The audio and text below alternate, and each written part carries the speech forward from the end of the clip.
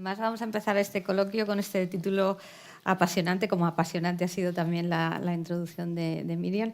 ¿Cómo fortalecer la democracia a través de la sociedad civil? Ya no os voy a presentar porque os ha presentado la presidenta de la Fundación. Yo creo que lo interesante es efectivamente oíros. Y voy a hacer una primera pregunta que tiene que ver con las cosas que ha mencionado Miriam, que se refiere un poco a la situación actual de España, la extrema polarización que hay y también si pensáis que de alguna forma es una polarización todavía que se ha quedado en la parte política o ya ha bajado a la sociedad o hasta qué punto ha bajado. La siguiente cuestión es cómo incide esto en la calidad democrática de un país.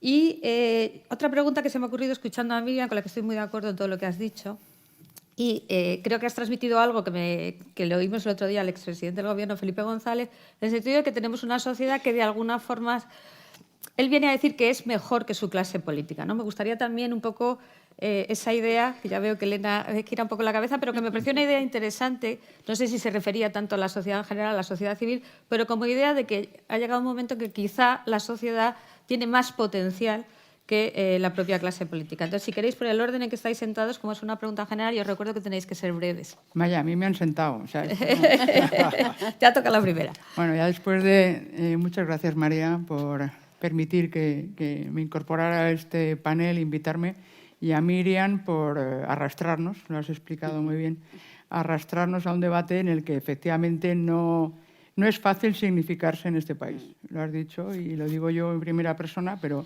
ya cumplida una edad ya voy teniendo ventaja. Pero a tu pregunta, Elisa, yo creo que hay una polarización instigada desde la política con un claro interés de inhibir, entre otras cosas, la participación y la vida social. Porque o estás conmigo o estás contra mí, estás con los otros, ¿no? Y eso, digamos que alimenta un círculo vicioso en el que estamos bastante atrapados porque efectivamente impide esa significación, ¿no? Me van a considerar de los otros. Si no digo exactamente el pensamiento único de quien está en el poder, pues voy a estar excluido. Entonces, respondiendo a tu pregunta y siendo rápida para que haya más debate, yo creo que la polarización es fundamentalmente política, no por todos los partidos políticos. Hay algunos interesados en generar esa polarización, porque, entre otras cosas, evita que se hagan las preguntas importantes y llevas el debate a otro terreno que es de filiación, ¿no? Y eso, bueno, pues impide, como digo, el debate y impide la participación social. Yo creo que, por contestar al segundo punto, las élites no son un mundo aparte de la sociedad. Las élites se nutren de la sociedad. Yo creo que hay un problema, bueno, también interesado por determinadas partes de considerar o de demonizar a las élites porque se considera automáticamente que son las que ostentan el poder. Y yo creo que las élites es mucho más que eso. Y todo eso alimenta que, además, que me parece más grave, es que la sociedad, y eso Miriam ha comentado, y yo creo que hay jóvenes de todo tipo, también los jóvenes ayer votaron mayoritariamente la extrema derecha en Alemania, por ejemplo. Los jóvenes no aspiran a formar parte de la élite. Entonces tenemos un problema. Tenemos un problema porque no quieren participar en la gobernanza del país. Sí que quieren ser funcionarios, ¿no? Decíamos, pero no quieren formar parte de la élite, que es un concepto distinto, ¿no? Y las élites son las que al final dinamizan, y yo creo que como europeos es parte de nuestra cultura formar parte de la élite intelectual, la que cambia, la que transforma, y yo creo que esa es la piedra angular que nos va a permitir efectivamente convertir lo que ahora parecen solo clases pasivas, la Europa vieja, la Europa que solo espera garantizar derechos de futuro, convertirla en clase activa, y eso no depende de la edad, sino de la mentalidad. Muy bien, Víctor, ¿cómo lo ves tú? Pues estoy muy de acuerdo con lo que comenta Elena. Creo que el mejor diagnóstico de la situación política y del resultado de las elecciones europeas de ayer lo hizo el poeta irlandés William Butler Yeats cuando dijo que el centro no resiste, los mejores carecen de convicción y los peores están llenos de apasionada intensidad.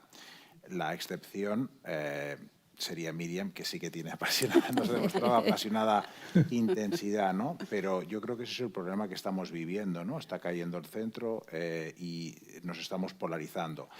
España, la democracia, puntuamos en los indicadores más prestigiosos, estamos en el puesto 23, 24 del mundo, sentados confortablemente entre las mejores democracias liberales del mundo, pero hemos perdido un poco de algunos puestos. Esto es un poco preocupante, pero es verdad que estamos resistiendo el auge de las autocracias. En el año 1973, el 17% de la población mundial vivía en una democracia liberal, es decir, en un sistema que respeta los derechos individuales y te permite participar en pie de igualdad con tus conciudadanos. En estos momentos hemos caído al 13% de la población mundial, es decir, en 50 años tenemos un menor porcentaje de la población mundial que goza de estas libertades. Las autocracias están creciendo en el mundo. En inglés existe el verbo autocratizing, no existe autocratizar, pero desgraciadamente creo que vamos a tener que incorporar ese verbo en español. Y concluyendo, por ser breve, es cierto que, los argentinos llevan ya más de un siglo diciendo tenemos mejor sociedad que los políticos, y llega un momento que dices, pues bueno, ya no sé si creérmelo, ¿no? Pero también es verdad que no tenemos una polarización sustantiva como en muchos países, ni en inmigración ni en política impositiva. Por ejemplo, España era casi una anomalía de moderación, en el sentido de que si tú cogías las encuestas hasta hace 5 años, apenas 5 o 10 años, desde la transición, y les decías a la gente si querían pagar más o menos impuestos, si pensaban que pagamos más o menos impuestos, y la gente de izquierdas o derechas contestaban en función de quién gobernaba. Es decir, si gobernaba a la derecha y tú eras de izquierda, decías, pues quiero más impuestos. Pagamos demasiados impuestos, y al revés, ¿no? Si gobernaba la izquierda y tú eres de derecha, decir, no, es que pagamos demasiados impuestos ahora. Ahora lo que se ha producido es una cierta polarización normal, que es que la gente de izquierdas desea menos impuestos, la gente de derechas desea de manera sostenida más impuestos. Pero no se ha traducido en la mayoría de políticas. Por ejemplo, defendemos casi todos una sanidad pública universal. Esto no ocurre en muchos países, o una educación pública. Es decir, tenemos una coincidencia en las políticas sustantivas, pero en lo que sí que destacamos en lo negativo es en lo que se llama la polarización afectiva. Tenemos un sentimiento de antipatía hacia el oponente político que solo experimentamos en otros países como Estados Unidos. No existe esta encuesta, a menos up to my knowledge en España, pero en Estados Unidos está esa pregunta de si usted estaría de acuerdo con que el país estaría mejor si muriera un número significativo de personas del partido contrario. Hay un porcentaje elevado de republicanos y demócratas, y ha ido extendiendo con el paso de los años, que lo piensan. Es decir, si tú crees que la política ya no es discutir si deberíamos pagar el 15% o el 20% tal impuesto, sino que es una contienda entre el bien y el mal, lo que quieres es que el mal desaparezca. Es que encarna todo el mal, y al contrario, tú le justificas cualquier cosa al gobernante, y en eso enlazamos con lo que comentaba Miriam, que me parece muy peligroso. El régimen de Orbán, o por decir un autócrata que nos queda más o menos cerca, sobreviven gracias a ese miedo, lo que comentabas, de las contrataciones públicas, porque del pan, tu pan depende, y tu contratación y tu negocio, tu licencia, depende de que estés de acuerdo con el partido, que no levantes la voz y que no pues sumes a propuestas como España mejor. Bien. Bueno, Miriam, ya te hemos oído, pero si quieres desarrollar un poquito más esa idea y quizá contestar algo que todavía no me habéis dicho. O sea, me ha quedado claro, polarización más bien política, polarización afectiva, pero ¿cómo incide esto en la calidad democrática, ¿no? ¿O hasta qué punto deteriora esto la calidad democrática?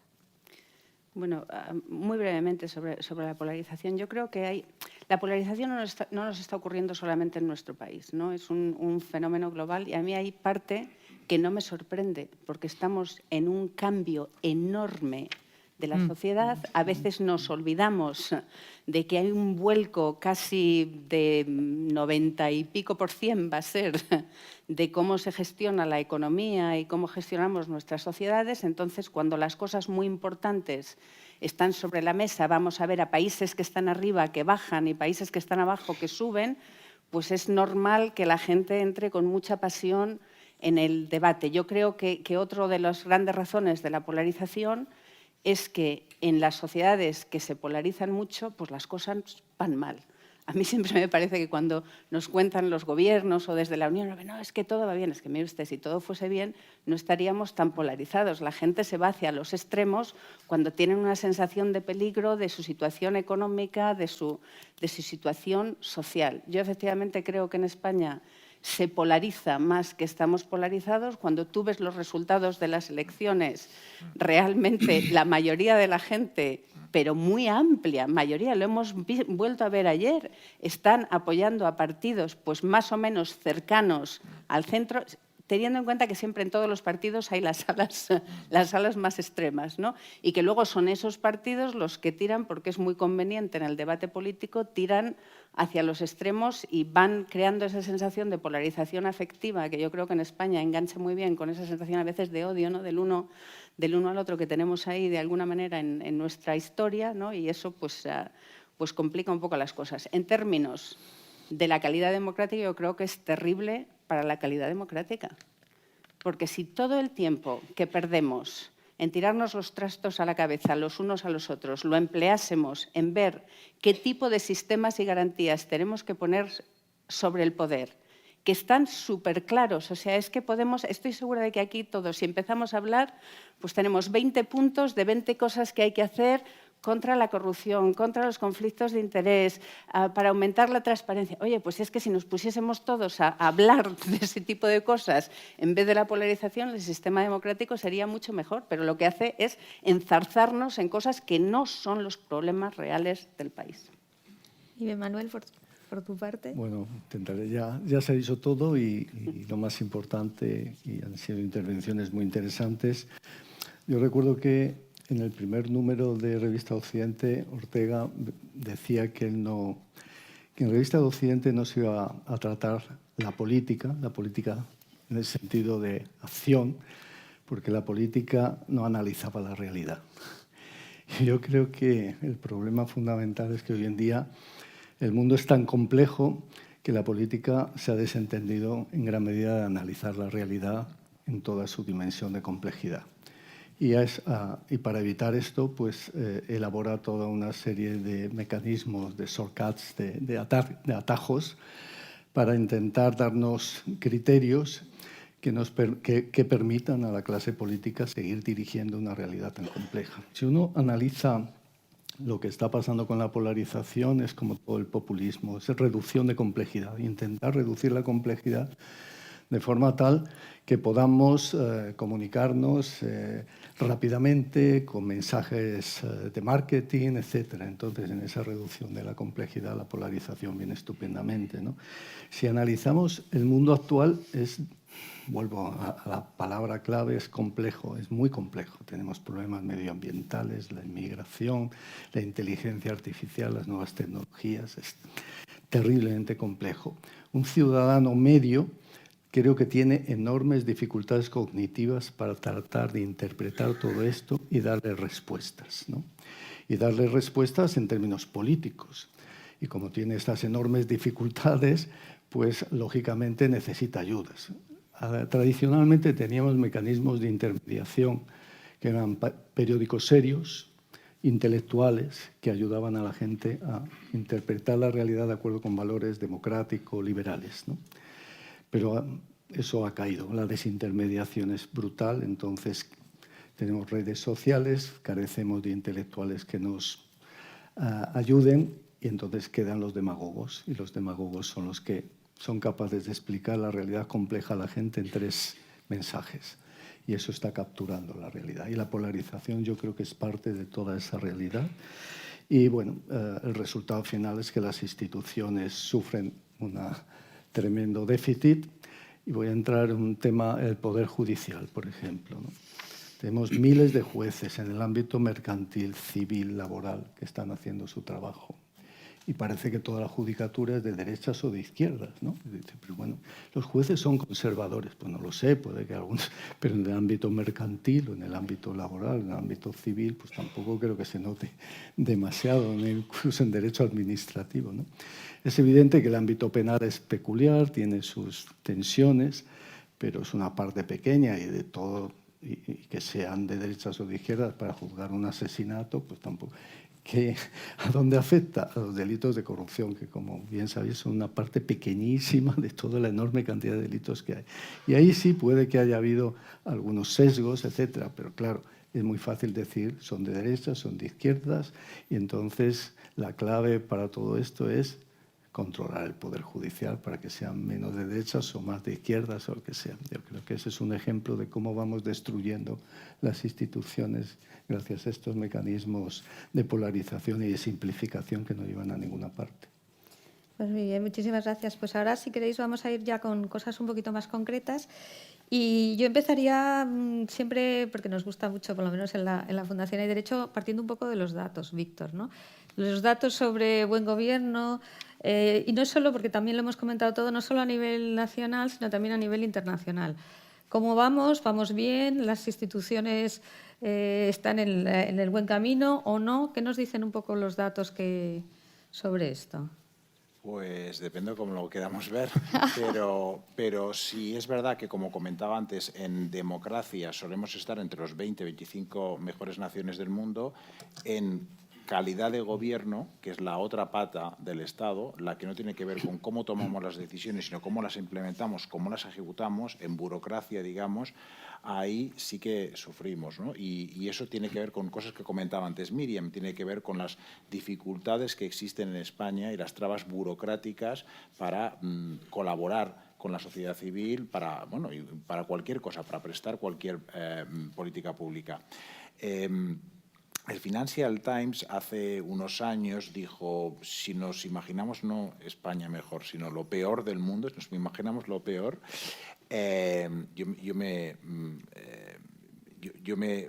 me consideraré satisfecho con evitar lo peor, no buscar lo mejor, ¿no? Decía, ¿cuáles son las dos grandes distopías, ¿no? Pues una, el mundo de 1984, el de George Orwell, un dictador, ¿no? Como, por ejemplo, en el sistema de créditos en China, que te va vigilando y te va controlando. Y la otra es la del mundo feliz, ¿no? La droga que van tomando los ciudadanos. Y entonces decía, esto es lo que ocurre con las redes sociales, que son como drogas. Y yo pensé que se estaban olvidando la distopía, creo que ya estamos viendo en nuestro mundo, que es la distopía de Kafka, de las reglas burocráticas excesivas para todo. Vivimos una hiperregulación. De cualquier problema surge la burocracia. Estos días se estaba hablando pues, muchísimo de los supuestos escándalos o de las supuestas corruptelas de determinadas personas cercanas al poder político. Habéis oído hablar de todo esto, es que no quiero ni citarlo porque creo que eso no es lo relevante, pero lo que va a ser relevante de todas estas especulaciones, más allá de las insidias que se viertan sobre el Poder Judicial, va a ser la regulación que vamos a ver. Vamos a ver un cambio regulativo a peor todavía en la contratación pública. Vamos a ver que se va a eliminar las partes subjetivas de los contratos para evitar que la carta de recomendación de la esposa o el esposo de alguien pueda determinar nada. Se va a ir a precio, va a haber bajas temerarias, se va a complicar muchísimo más todo el proceso de licitación y vivimos en una continua pesadilla burocrática. David Graeber escribió la utopía de las reglas y creo que eso se aplica fundamentalmente ahí es el problema principal que tiene España. Creo que en los países del sur de Europa todas estas reglas burocráticas las vivimos con una más exagerada pasión. Tenemos muchas más reglas, ¿no?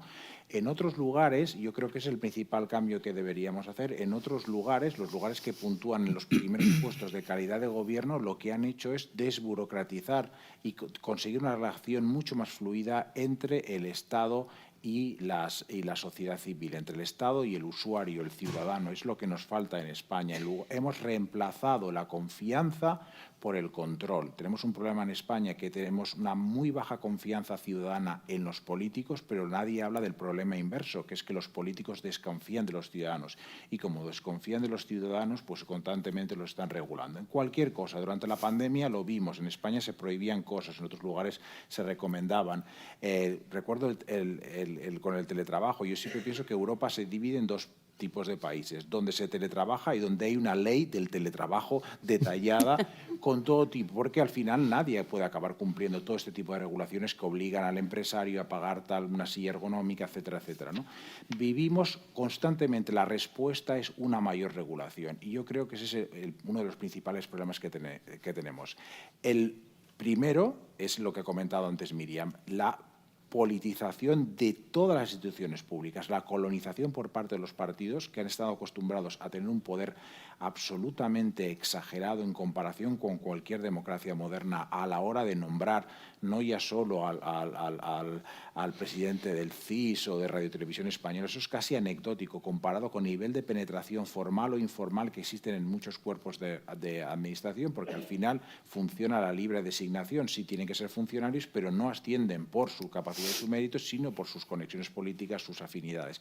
Esa es una cara de la moneda. Y la otra es justo, y ahora concluyo, lo que comentaba yo ahora de la burocratización. Es la respuesta, es una excesiva burocratización y toda relación está intermediada por reglas. Entonces, la burocratización y la politización, dos caras que parecen opuestas, pero son dos caras de la misma moneda, se retroalimentan en este perverso, diría yo, modelo de tradición administrativa que tenemos en España, ¿no? Sí. Si me permites, Elisa, por Sí, te iba a dar... No, es que, no, porque Miriam lo ha mencionado y Manuel lo ha explicado muy bien.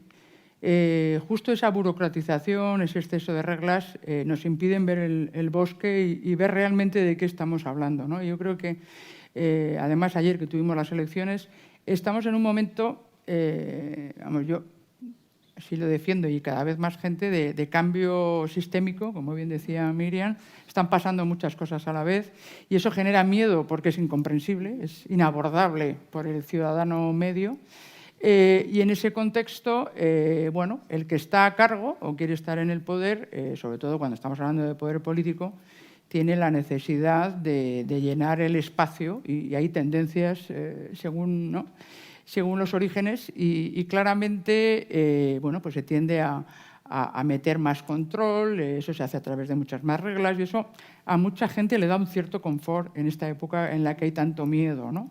Pero yo creo que eso no es un calificativo, es una realidad. Hablabas de que no se analizaba la realidad y creo que es verdad que se observa poco. O sea, tiendes a estar en tu caja y piensas que eso va a mantenerse en el tiempo y creo que es una malés, es un problema muy específico europeo porque siempre ha estado al mando de lo que pasaba en el mundo y eso le permitía marcar los tiempos, ¿no? Realmente no ha tenido la necesidad de observar porque se creía que él estaba ordenando las cosas. Realmente creo que hemos tenido un problema de adormecernos en ese progreso excesivo en el que todo iba a fluir y, por lo tanto, se trataba de aplicar un manual y no de observar que las cosas están cambiando y que ese manual hay que cambiarlo también, ¿no? Y preferimos, bueno, es que da mucho miedo ese manual que teníamos y que se aplicaba y que me preservaba una cuota de poder, no me fastidies, ¿no? No me digas que ahora esto no funciona.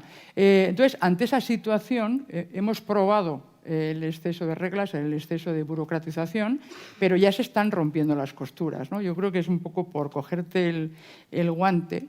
Estamos ante un momento en el que ayer precisamente pues, se votó por una zona bastante centrada, pero con muchas diferencias, en las que lo que creo que nos falta, y hablo en términos europeos, pero en España está claro, es que falta una visión compartida y de ambición, porque lo que tenemos es mucho miedo. Sí. Y queremos preservar.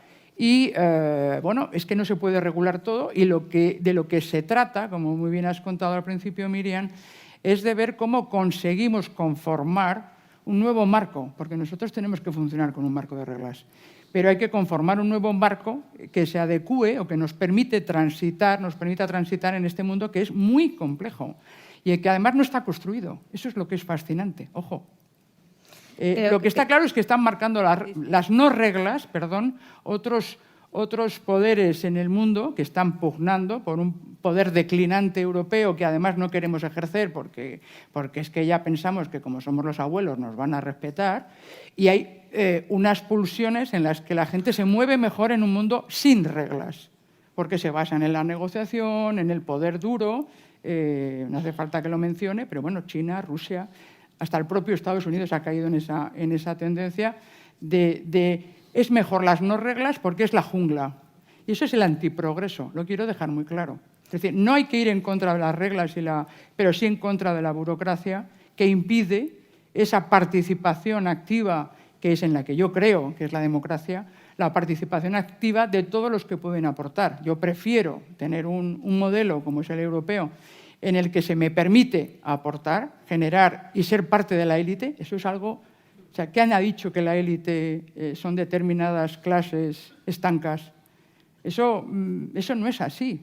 Eso no es así. Y tenemos que recuperar ese dinamismo en el que podamos aprender, podamos aportar lo mejor de nosotros mismos, formarnos, tener la ambición de generar ese nuevo modelo actualizado europeo en el que volvamos a establecer una serie de reglas en las que todos crezcamos, porque eso es el progreso. Y para eso necesitamos instituciones, y acabo con eso, que se den cuenta de que hay que ir a la esencia de su función y no a su propia supervivencia, porque entonces nos moriremos todos. Veo que Miriam quería hablar, pero yo os pediría, aparte de respetar un poquito los tiempos, porque hay más preguntas en la segunda ronda y estáis adelantando alguna cosa después. Esta idea de las excesivas reglas, por un lado, de la falta de confianza, por otro, tú también lo has tocado un poquito. Esto, para ligar también con esta idea también de España mejor, de un código ético, esto como, porque es verdad que totalmente de acuerdo con Víctor, España es el país de la muchísima regulación, de la hiperregulación, pero por otro lado de la falta de confianza y realmente tampoco los controles, luego nos lo contará Manuel, todos estos millones de controles que tenemos no impiden los casos de corrupción que siguen saliendo ahora como hace 30 años. ¿Cómo ves tú este tema de las...? Perdón, no solo no impiden, sino que cuanto... Que a lo mejor hasta lo fomenta. Cuanto mayor regulación, mayor corrupción. Mayor corrupción. Y cuanto mayor corrupción, mayor y cuanto menos institución, más arbitrariedad. Menos confianza social y dejar más hablar a más Miriam y luego, si queréis, os doy Totalmente, otra. no, y otra es que ronda. me alegro mucho que saques ese punto, Víctor, porque era precisamente donde quería hablar yo a raíz de tu intervención, ¿no? O sea, yo creo que por encuadrarlo un poco, primero en la burocracia y llegando a las normas de autorreglamentación como son los códigos éticos, ¿no? Yo creo que en términos de burocracia tenemos dos cosas superpuestas en España. Claramente tenemos un problema a nivel europeo. Y eso no tiene que ver con los mismos problemas que tenemos en España, simplemente a nivel europeo. La Unión Europea, se nos olvida, es una construcción eminentemente jurídica. El mercado interior se inventó por abogados. Entonces, ahora lo entiendo. Abogados británicos, por cierto. Entonces, eso ya tiene lo entiendes más. Entonces, se ha ido con la tendencia a ir reglamentando, a ir añadiendo reglas, y nos encontramos en un momento en el que parte de esas reglas, esa obsesión reglamentaria, ese intentar meterse en todo, en los detalles de todo, armonizarlo todo, se ha convertido en un problema y hemos perdido la esencia de lo que realmente tenemos, la joya de la corona de la Unión Europea, ¿qué es? El mercado interior. ¿Qué problema? Todo depende del mercado interior. Incluso la política exterior depende de la fuerza del mercado interior. Nosotros hemos quitado el foco de quitar la fragmentación, de lograr que ese mercado sea ágil, que se pueda mover con completa libertad, que sea amplio, y nos hemos puesto a reglamentarlo. Bueno, pues ese es uno de los problemas que tenemos a nivel europeo. Pero a nivel nacional, cuando nosotros tenemos reglamentación y tenemos burocracia, vamos, al principio empezaría con muy buenas intenciones, pero realmente se ha convertido en uno de los instrumentos de la corrupción.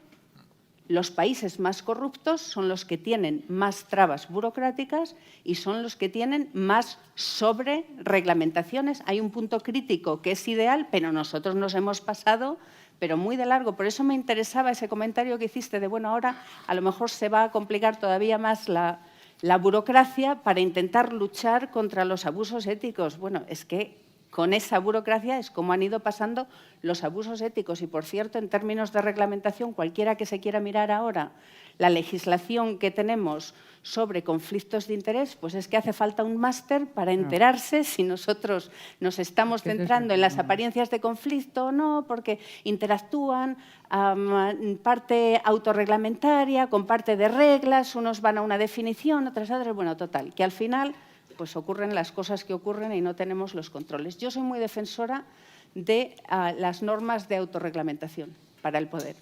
Y es que me parece que es una cosa pues básica de ética, ¿no? Todos tenemos un ordenamiento jurídico y yo cuando he entrado en alguna firma de abogados o se entra en las empresas, en las reguladas además uno tiene obligación reglamentaria de hacerlo, pues tienes un código de conducta que dice, oye, aquí está la ley y yo, Miriam González, pues es que me pongo una serie de compromisos que van por encima de la ley.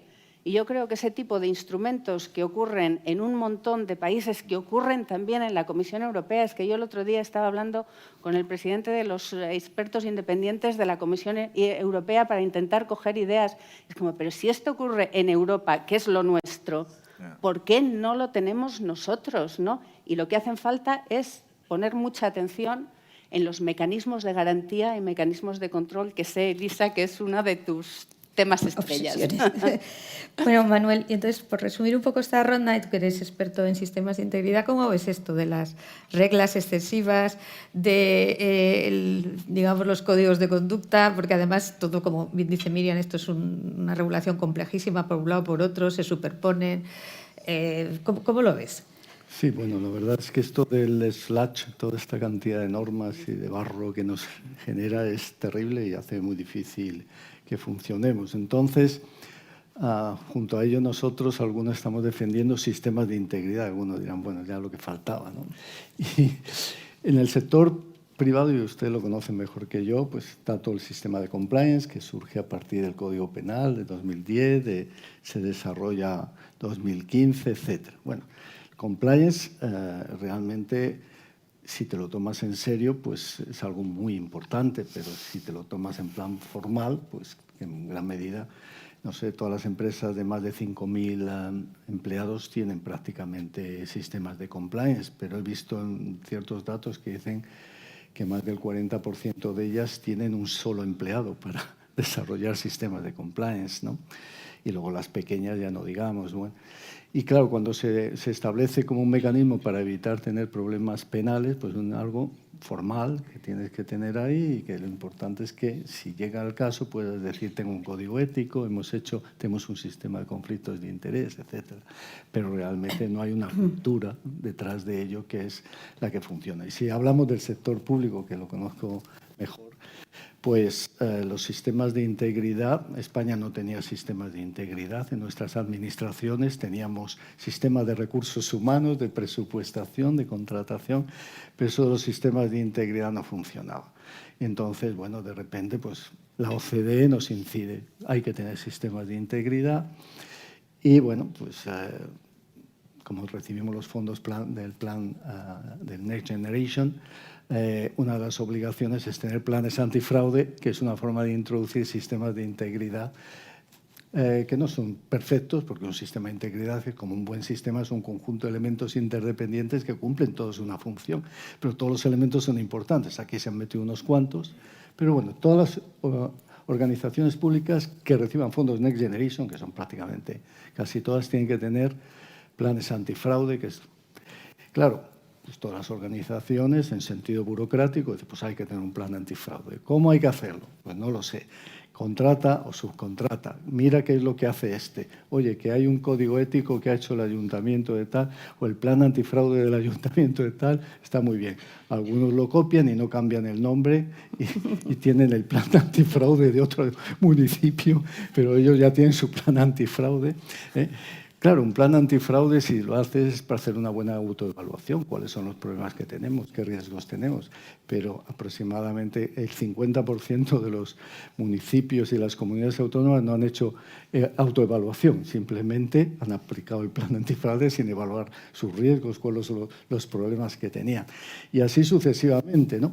Y entonces, claro, se ha establecido como algo absolutamente burocrático que hay que tener sin ninguna filosofía detrás de que lo importante, ¿no?, es tener sistemas para prevenir la corrupción y para fomentar la integridad, y que lo importante es algo cultural y que exige gestionar por valores y un liderazgo ético en las organizaciones, pero aquí lo fundamental es cumplir con los procedimientos. Y hablando de esto, claro, el procedimentalismo al que están llevando los planes antifraude llega a locuras verdaderamente increíbles, porque claro, cualquiera que gestione planes antifraude y las empresas que reciban fondos Next Generation tienen que pasar por un control de conflictos de interés a través de los DACI, Declaración de Ausencia de Conflictos de Interés. Entonces, todo el mundo tiene que firmar declaraciones de ausencia de conflicto de interés. La gente lo firma automáticamente porque no sabe ni lo que son claramente los conflictos de interés. Y así sucesivamente. Y luego eso pasa por un sistema que es el Minerva que es un sistema de control que solo controla, claro, lógicamente, cuando hacen los cruces, personas que sean de la misma familia, porque los amigos, lógicamente, no los controlan. Pero esto lleva a un ejemplo que les voy a poner de cómo se burocratizan y falta, al final, la cultura y la filosofía que hay detrás. En un proyecto de investigación, al acabar, invitamos a comer a las personas que habían venido de distintos sitios, porque no les pagábamos, lógicamente, pues les invitamos a comer un menú del día, 23 euros. Al final eran 170 y tantos euros. Lo mandamos a la universidad para que lo paguen, 170 y tantos euros, y nos dicen, no lo podemos pagar porque el restaurante no ha firmado una declaración de ausencia de conflictos de interés. Hemos perdido el norte. ¿Qué sentido tiene esto, ¿no? Bueno, pues esto es lo que está pasando muchas veces con los sistemas en España. Pues muchas gracias. Sí, yo quería un poco, pues sabía que ibas a contar un poco eso, ¿no? El tema de esto al final son unas reglas, tengo que cumplir con las reglas y los procedimientos, pero y aunque sea un disparate, además, da igual. Y en relación con eso, Víctor, que habías empezado antes y te he dicho, luego vamos a tratar de eso, es el tema de la politización, porque yo me planteo muchas veces hasta qué punto todas estas entidades públicas, que se han aprobado todos estos planes antifraude, todos estos códigos éticos, lo que haga falta, al final están muy sujetos, digamos, a esa politización y de alguna forma lo vemos sobre todo en ayuntamientos, pero también en entidades públicas. Bueno, pues no es posible que tú al final, si tu carrera, que sé que es uno de tus temas, si tu carrera al final profesional o administrativa depende del político y tú tienes que decir que no o este contrato no. Y hemos visto un caso, espero que en la Fundación del Pino me sigan invitando a que hable de nombres concretos, pero por ejemplo el caso Coldo es muy llamativo porque él, digamos, viene de parte del ministro y en algunas entidades públicas, todas con el mismo régimen de contratación, algunas dicen es que esto hay que hacerlo porque viene de parte del ministro, otras no, ¿no? O sea, ¿hasta qué punto esa politización en que tú piensas que tu carrera profesional depende del político de turno? Al final, ¿cómo cuadras eso con todo esto que estamos diciendo, ¿no? Si coges los indicadores que tenemos internacionales del nivel de politización, de penetración de la política en los nombramientos de los altos cargos y no tan altos de las administraciones públicas, con los indicadores de corrupción, de transparencia de Manuel, la correlación es muy elevada. Es decir, está clarísimo que la politización lleva a la corrupción y a las malas prácticas, porque tú a tu jefe no le vas a denunciar y vas a aceptar que venga cualquier persona o cualquier asesor, porque sabes que tu carrera va a depender de no decirle la verdad, de speak the truth, que dicen los anglosajones. Nadie speak the truth, nadie es capaz de decirle que no al presidente. En algunos países ocurre lo contrario, ¿no? Y de nuevo, la prensa británica en ocasiones, yo creo que con razón, critica la poca politización a veces del hecho de que el ministro tenga que lidiar con secretarios permanentes que son funcionarios de carrera que a veces pues no tienen la voluntad para llevar a cabo las normas o el mandato democrático que representa el ministro. Pero lo que está claro es que la evidencia demuestra que es mucho mejor tener un sistema donde quede muy acotado el margen de nombramientos políticos. Y es muy fácil resolver. Técnicamente es muy sencillo, simplemente pues que no coincidan los mandatos, ¿no? Como el Banco de España, cualquier tipo de organismo público, cualquier tipo de administración. Por eso es bueno crear agencias, por eso los países con mejor calidad de gobierno tienen los departamentos ministeriales aislados de las agencias, que son las que ejecutan las políticas públicas con unos directivos que no están nombrados por el político. Y eso yo creo que esa es la primera gran reforma que necesitamos en los recursos humanos en España. La segunda gran reforma es que en la administración pública no se gestiona, no se puede gestionar.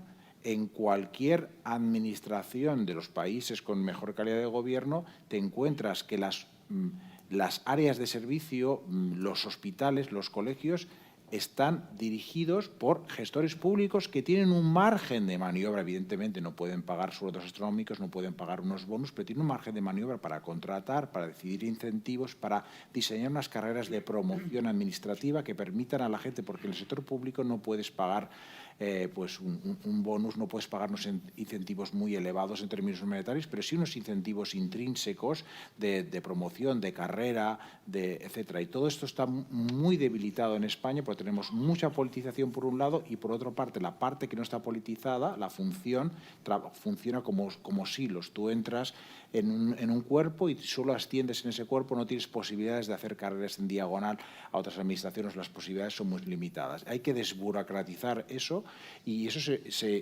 a imprimir el espíritu de gestión del sector privado en el sector público. Y eso no es atacar lo público, todo lo contrario, eso es defender lo público, eso es defender que las políticas públicas se presten con eficiencia. Entonces, introducir esos mecanismos de gestión privada que los gestores públicos puedan gestionar dentro de unos límites. Aquí en España existe exactamente lo contrario, es que los sueldos públicos se deciden en el BOE. Como me contaba algún gestor de la sanidad en Cataluña, que ha sido un lugar donde la gestión pública ha funcionado muy bien en la sanidad durante muchos años, decían que cada caso de corrupción lleva a una nueva regulación y una nueva centralización. Dice, llegará un día que las guardias hospitalarias se decidirán en el Parlamento de Cataluña. Y es que a este paso vamos.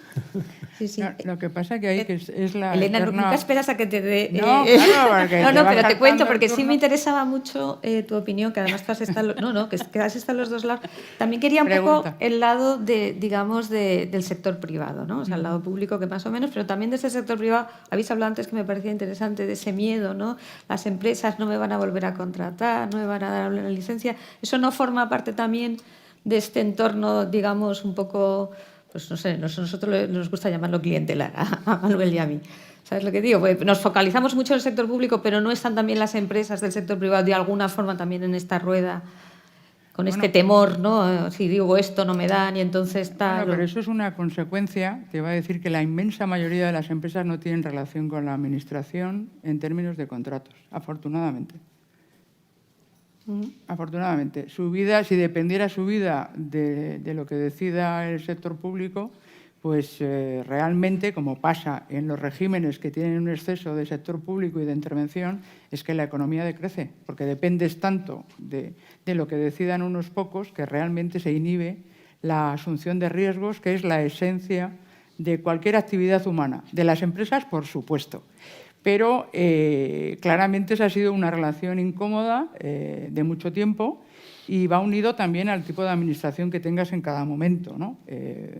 Yo no voy a hablar de lo mío, pero quiero decir, he vivido y he conocido distintas administraciones, unas dentro, otras desde fuera, y yo creo que lo que pasa es que se interviene demasiado en la actividad. La administración debería gestionar servicios públicos y efectivamente se debe profesionalizarse si se decide que es el sector público el que hace esa producción de los servicios y es el que hace esos servicios, ¿no?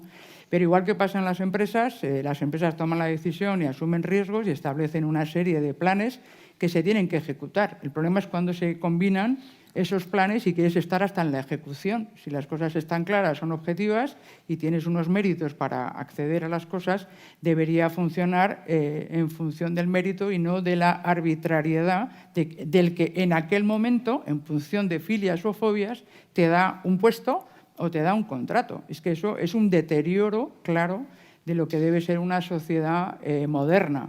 Y no deberemos normalizarlo. Es que habláis de cosas que me parecen espantosas. Quiero decir, o sea, es que no... Pero que pasan, ¿eh? Bueno, eso. pasan, Claro. pasan, y eso también hace que muchas empresas, yo lo he vivido en alguna empresa que decía, no, es que yo no quiero hacer ningún contrato con la administración.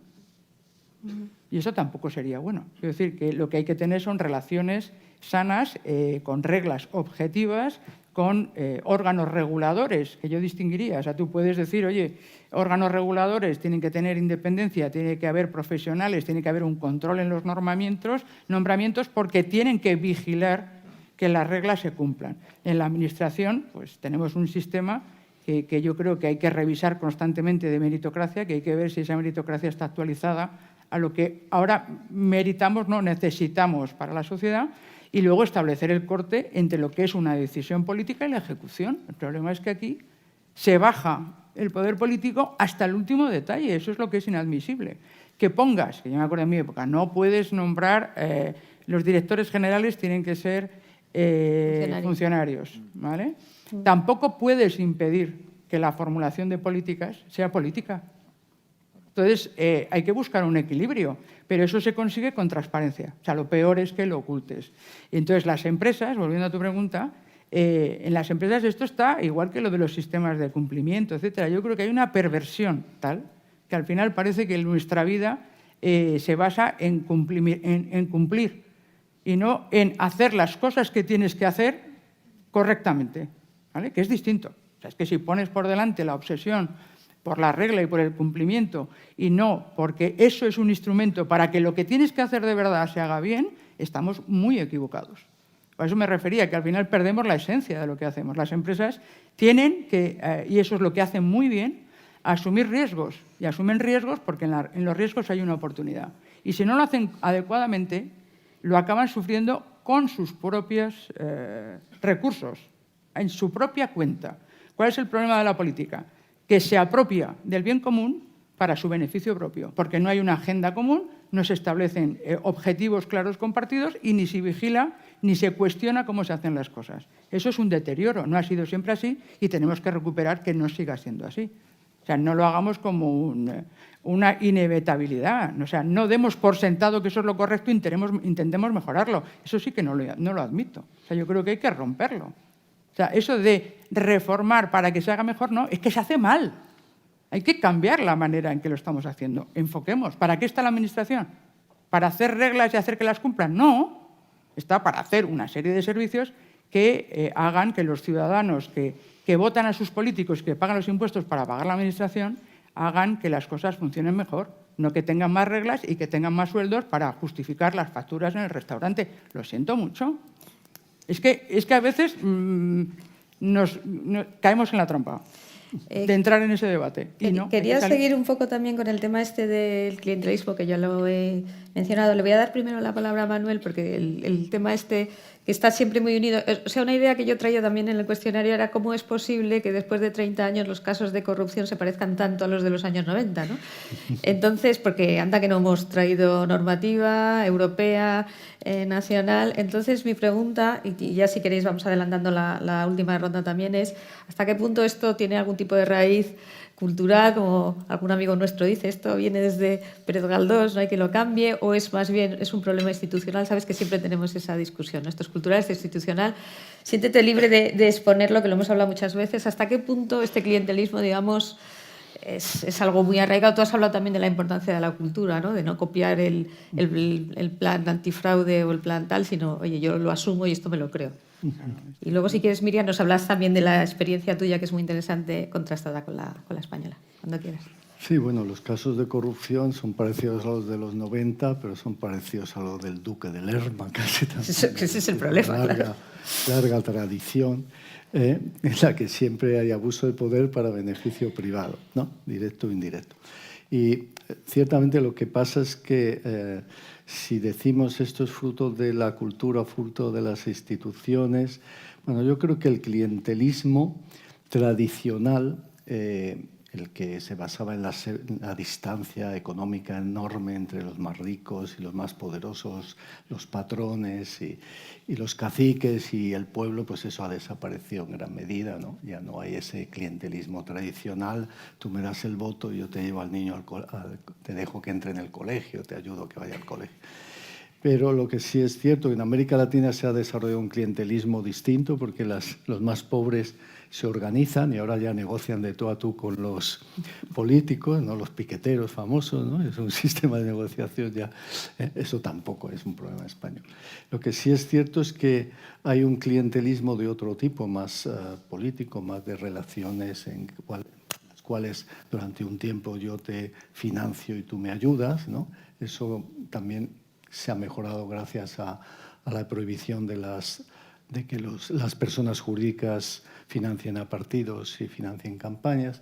Y entonces, bueno, nuestro clientelismo es relativo. Lo que sí hay es mucho patronazgo, que es lo que Víctor ha estudiado muy bien, hay patronazgo porque se utiliza el sector público para colocar a los amigos y a las redes clientelares de políticos y funcionarios. Pero, a mi juicio, la clave fundamental de por qué en España puede haber corrupción, y es algo que también Víctor ha estudiado muy bien, no sé si es un tema tanto cultural como institucional, como ciertas reglas del juego que existen en nuestra sociedad que refuerzan el particularismo frente al universalismo, ¿verdad? Esa idea de que la clave para resolver los problemas es qué amigos tienes, con quién te relacionas, si me llega una paralela de Hacienda, llamo a mi amigo para que me diga qué hago. No me va a quitar la multa si hay, pero sí me va a decir qué hacer, me va a ayudar, ¿no? Y entonces, esa red es esa situación por virtud de la cual la clave son los amigos y las conexiones, es clarísima en España.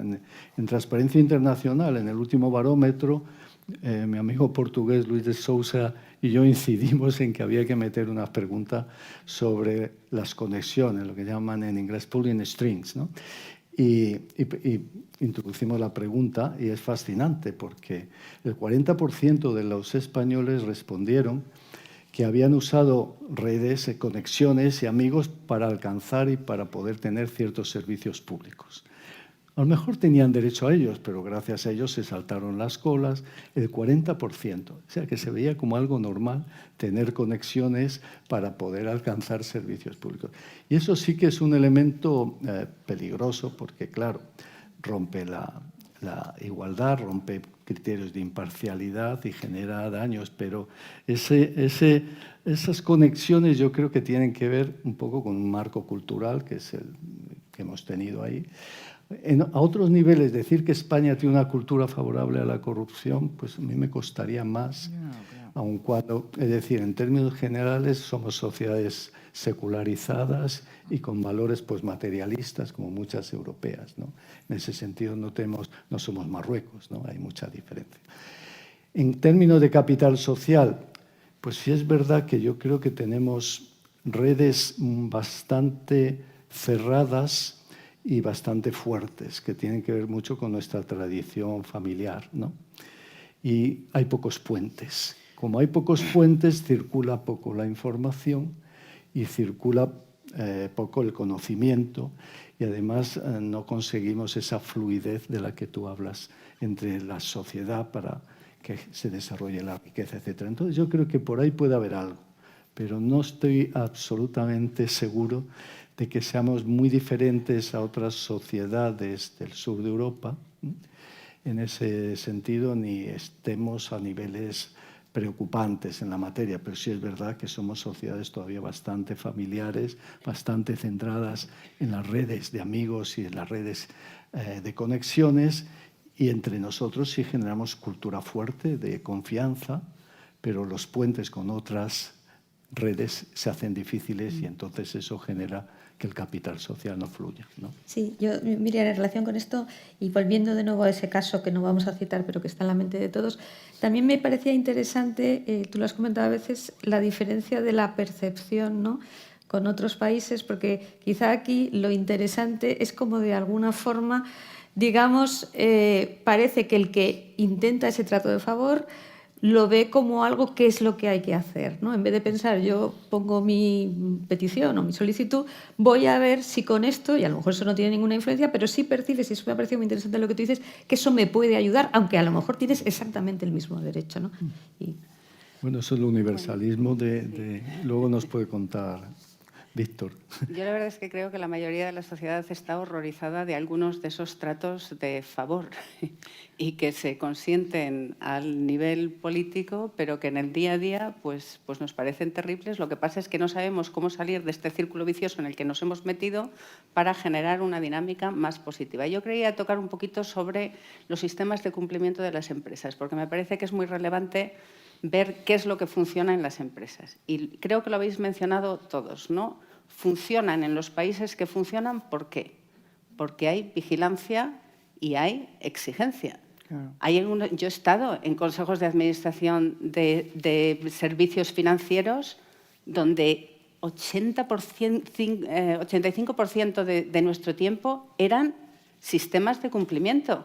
¿Y por qué te pasabas 85% del tiempo con sistemas de cumplimiento? Pues porque tienes responsabilidad penal. Y sabes que si te viene el regulador, no sé cuántas veces por año y te pregunta, dices, hombre, es que si me pillan en que tenía que haber hecho una pregunta y no la he hecho de cumplimiento, a ver si este código se estaba cumpliendo o esta norma, pues es que, claro, tengo un problema personal enorme, ¿no?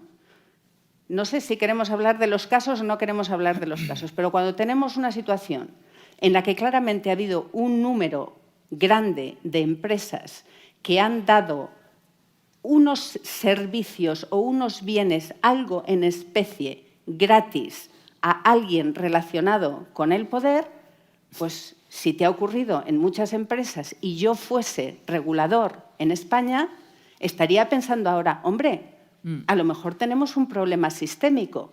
Y de todas esas empresas hay alguna que está relacionada con los Estados Unidos y estoy convencida de que a alguien se le ha caído el pelo, porque es que en Estados Unidos el sistema de cumplimiento ligado al FCPA, al Foreign Corrupt Services Act, pues es bastante serio. No creo que llegue hasta el punto de que tenga que haber dimisiones y tal, pero que una llamada de atención, estoy absolutamente segura de que eso ocurre.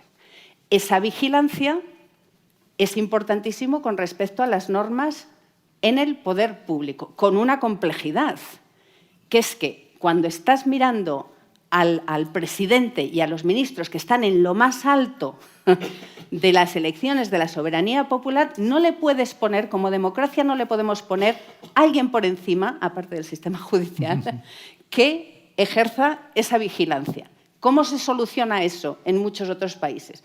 Pues poniendo distintas capas de control, ¿no? Tienes una comisión ética, tienes unos asesores independientes y entre unos y otros pues vas haciendo una especie de sándwich que intentas llegar a ese nivel de exigencia y de cumplimiento. Pero a mí me pone enferma cuando oigo decir es que los españoles sois más corruptos, no sé, o cuando alguien me lo deja ver en un contexto internacional. Es como, mire usted, que es que la corrupción no pasa en el ADN, ni porque vivamos más vino que cerveza y estemos en el sol, pues de repente se nos desarrolla la corrupción. ¿Cuál es el problema que tenemos en España? Los sistemas. Yo he visto gente muy corrupta y muy... Vamos, oye, perdón, que es que yo he vivido ¿ha sido yo? No. Yo he vivido en el Reino Unido cuando estaba de primer ministro, bueno, no he vivido, estaba así como mirándole, en ese momento estaba en California, cuando estaba Boris Johnson, que ha habido una bajada de estándares enormes. ¿Pero qué es lo que pasa en ese momento? Que tienes un sistema. Y este señor, por ejemplo, tuvo que dimitir porque había mentido deliberadamente en el Parlamento. ¿Cuántas veces se controla en España que un ministro o un presidente tenga que dimitir porque miente deliberadamente al Parlamento? ¿Por qué nuestros sistemas de corrupción? ¿Por qué tenemos corrupción de la misma manera que existía desde...? Pues porque realmente no cambiamos significativamente los sistemas una vez que tenemos los problemas. Es que llevamos 3 semanas discutiendo sobre los conflictos de interés. ¿Vamos a mejorar los sistemas de conflicto de interés o, como realmente no somos una sociedad civil muy exigente, pues ahora mañana vamos a ponernos a hablar de la liebre siguiente que nos suelten y venga, nos ponemos a perseguirla? Yo creo que una cosa son los sistemas de integridad que se aplican a toda la administración, a los ayuntamientos, no sé qué, y otro es lo más alto de la cúspide, como ocurre en las empresas. ¿Quién marca la cultura de la empresa? El presidente y el Consejo de Administración. ¿Quién marca la cultura ética del país? El presidente del Gobierno y los ministros. Y hay que ponerles una responsabilidad adicional. Yo no entiendo que aquí no tengamos normas de que todas las veces que se hablen asuntos ministeriales tiene que haber un funcionario presente ahí. No entiendo que no tengamos pues, lo que ocurre en Italia, que, oye, el presidente puede tener los asesores que quieran, los ministros tienen que estar limitados y se tiene que aplicar. Pero, hombre, que no tengamos lo que tienen en Italia, que tú en las páginas web ves el currículum, por qué se les ha nombrado, el sueldo, etc. ¿Pero por qué? ¿Por qué no tenemos eso? ¿Por qué no tenemos normas clarísimas de qué es lo que te pagan cuando estás en las casas, con los coches? ¿Qué ocurre en los nombramientos? Mira, nosotros estamos haciendo, con Hay Derecho, un código ético Y en el equipo que tenemos mirando un poco de derecho comparado hay códigos buenísimos. El de Canadá, por ejemplo, es estupendo, el británico, el propio de la Comisión Europea. Y me preguntaban el otro día, los que están haciendo esa investigación de a pie, pues es que no encontramos nada de nombramientos para poderlo comparar.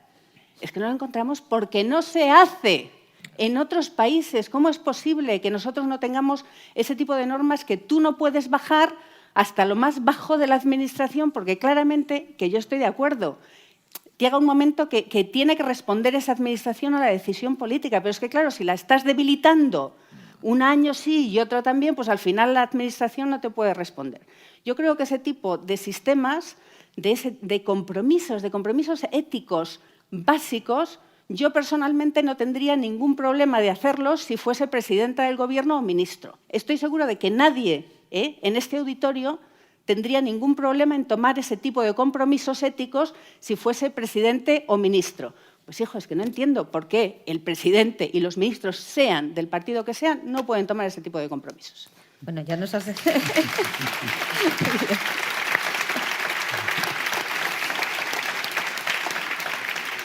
Te iba a decir que ya nos has dejado claro la última pregunta y con eso ya terminamos una última ronda, que es cuál es el papel de la sociedad civil en todo esto y qué se puede hacer. Si queréis, por el mismo orden en que estáis, nada, para cerrar el coloquio. Yo creo que hay un elemento que hay que romper este núcleo, este círculo vicioso, y es que la sociedad civil, por lo menos yo en la que creo, es que tiene que asumir en primera persona cada individuo, yo creo en eso, que la mejor garantía de que haya un nivel de derechos y una convivencia sana es asumir las obligaciones y la responsabilidad individual que eso requiere.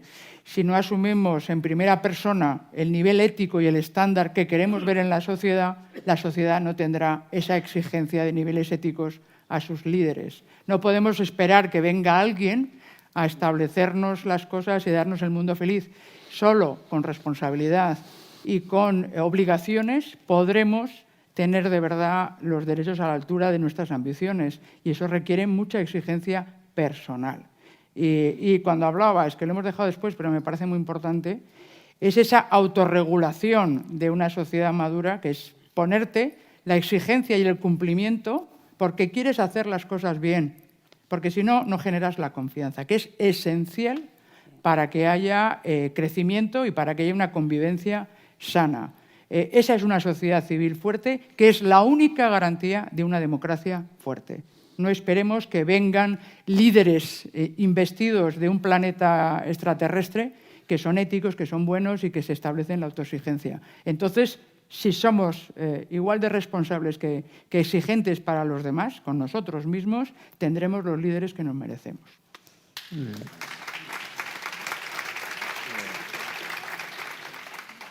Yo sí, coincido plenamente. Hay dos formas de organizar una sociedad, que es la confianza, que es la que todos queremos, y la otra alternativa es mediante el control. Y en España yo creo que estamos controlando demasiado. Y creo que para tener una sociedad civil buena necesitamos un sector público bueno y más dinámico, ¿no? Y que confíe más en el ciudadano, ¿no?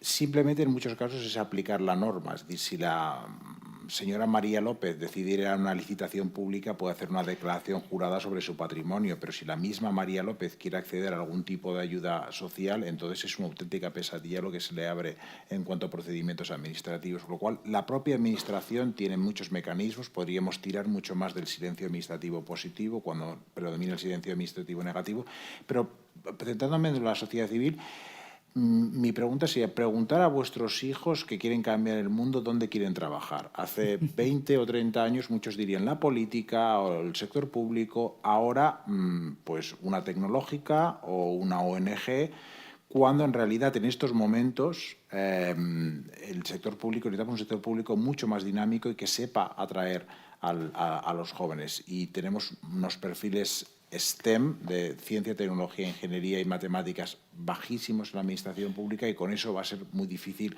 que podamos atraer a los jóvenes. Y en esta discusión que se comentaba antes sobre la cultura de las instituciones, En muchos países existían palabras similares al amiguismo, el hombre fuerte del pueblo que te hacía las cosas, y esas palabras han ido desapareciendo precisamente porque las instituciones han ido cambiando. En España no hemos cambiado mucho las instituciones. Hay dos momentos, yo creo, icónicos en Occidente de revelarse grandes escándalos de corrupción. Uno fue Estados Unidos a finales del siglo XIX y otro es Italia a finales del siglo XX. A finales del siglo XIX, frente a esos escándalos de corrupción tan enormes, la sociedad civil americana se organizó y dijo: hemos de cambiar las instituciones y vamos a tratar de replicar el sistema de la American Corporation con el CEO en los gobiernos locales, con los representantes políticos ejerciendo el papel de consejos de administración y unos managers, unos gestores públicos autónomos, prestigiosos, que hicieran carrera, etc. Y eso resolvió el problema y Estados Unidos pasó de ser uno de los lugares del mundo con mayor corrupción local a uno de los lugares del mundo con mejor gestión local. A finales del siglo XX, un siglo después, en Italia hubieron muchos casos de corrupción también y dijeron: no vamos a cambiar instituciones, vamos a cambiar los partidos políticos, y llegó Berlusconi. Entonces nosotros queremos parecernos a Estados Unidos hace más de un siglo y no a la Italia de hace 20. Pues si quieres, voy a dejarle a Manuel para que cierre Miriam. Si quieres, Manuel, ahora. No, yo creo que esencialmente la sociedad civil, y yo pues, participo bastante en la sociedad civil, creo que es fundamental no solo para una democracia sana, sino en términos muy concretos para la lucha contra la corrupción es esencial. Yo, en una investigación que estamos haciendo ahora, lo que nos damos cuenta es que los sistemas funcionan porque obviamente no estamos condenados a la corrupción, no tenemos una cultura que nos condene a la corrupción, ni muchísimo menos. Tenemos algunos rasgos culturales que probablemente tienen que ver con unas tradiciones históricas que poco a poco van cambiando, cuando van cambiando la situación social, económica, etcétera. Pero necesitamos unas reglas adecuadas y una autorregulación por parte de los poderes públicos mucho más exigente, no basada solo en burocracia, sino basada en valores. Y es cierto que cuando tenemos esas reglas, pero tenemos una sociedad civil que la empoderamos, y ella misma tiene la capacidad de hacer denuncias, de exigir, de reclamar, las cosas cambian radicalmente. Entonces, cuando tenemos solo normas, pero la sociedad civil no está empoderada, al final los políticos dejan de cumplirlas. Al cabo de un tiempo cambian del gobierno y cambian las normas. Pero si tienes una sociedad civil empoderada, no es tan fácil. Yo creo que eso es fundamental. Y ya para acabar, creo que es fundamental algo que tú conoces bien, ¿no? Que es la ejemplaridad pública, ¿no? Y si no hay ejemplaridad pública es muy difícil que podamos transformar la sociedad. Para los griegos la ética se enseñaba sobre todo a través del carácter, ¿no? Y a través del ejemplo, ¿no? Y entonces tú ibas buscando los ejemplos en las personas de quién era valiente, de quién era justo, y esos te daban ese camino a seguir. Entonces es el ejemplo el que es fundamental para poder desarrollar sociedades decentes, ¿no? El problema no es que nuestra sociedad sea mejor o peor que los políticos, ¿no? Sino que yo creo que los políticos deben ser los mejores, porque si no, nos bastaría con el sorteo. Si sorteábamos, ya estaba, ¿no? La comunidad de vecinos de toda la vida. Pero como creemos y queremos que sean los mejores, tenemos que buscar que ellos mismos sean ejemplares, y por eso creo que es necesario desarrollar esa idea con mucho más rigor. Miriam, pues cuando quieras. Bueno, pues yo creo que la sociedad civil es fundamental, si no, no estaríamos haciendo lo que estamos haciendo. No sé quién fue quien dijo que la calidad de una democracia se mide por la calidad de los gobernantes y la calidad de los gobernados, ¿no? O sea, que nosotros tenemos todos una responsabilidad. Yo creo, de haber observado lo que hemos estado haciendo durante este año, hay dos retos fundamentales. Uno, aterrizar las cosas. Muchas veces la contribución de la sociedad civil se queda muy arriba.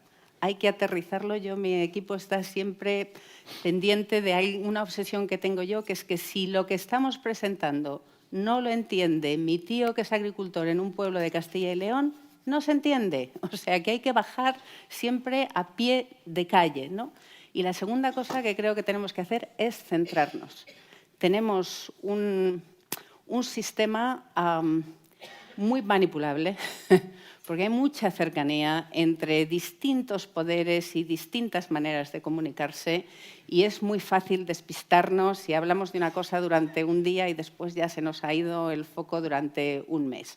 Creo que tenemos que tener claro lo que queremos lograr y tenemos que seguir, incidir y aburrir. Y la única cosa con la que quería terminar es que no puedo estar más de acuerdo en la necesidad de tener una sociedad civil empoderada, pero creo que tenemos que ser realistas. Nadie nos va a empoderar. El poder público no nos va a empoderar. Nos tenemos que empoderar nosotros. Gracias. Evidentemente.